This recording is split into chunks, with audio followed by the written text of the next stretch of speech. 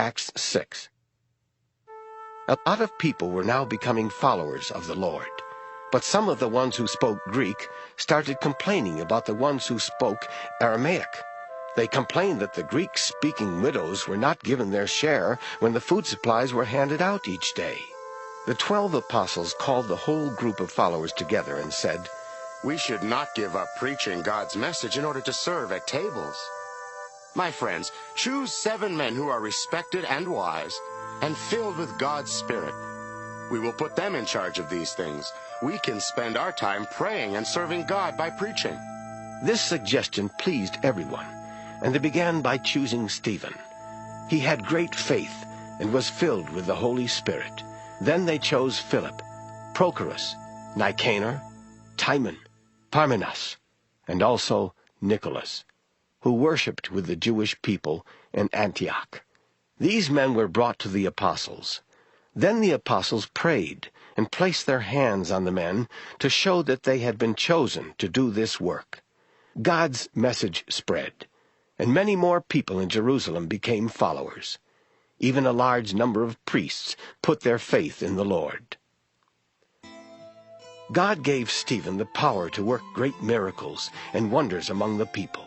But some Jews from Cyrene and Alexandria were members of a group who called themselves free men. They started arguing with Stephen. Some others from Cilicia and Asia also argued with him.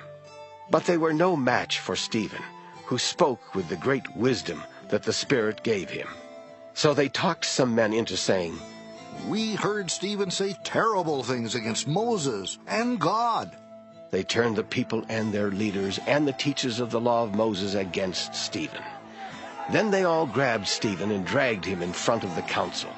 Some men agreed to tell lies about Stephen, and they said, "This man keeps on saying terrible things about this holy temple and the law of Moses.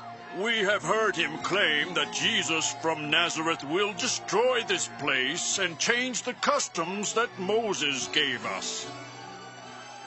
Then all the council members stared at Stephen. They saw that his face looked like the face of an angel.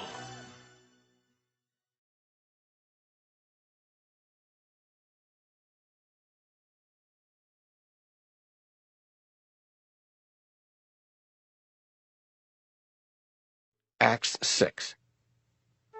A lot of people were now becoming followers of the Lord. But some of the ones who spoke Greek started complaining about the ones who spoke Aramaic. They complained that the Greeks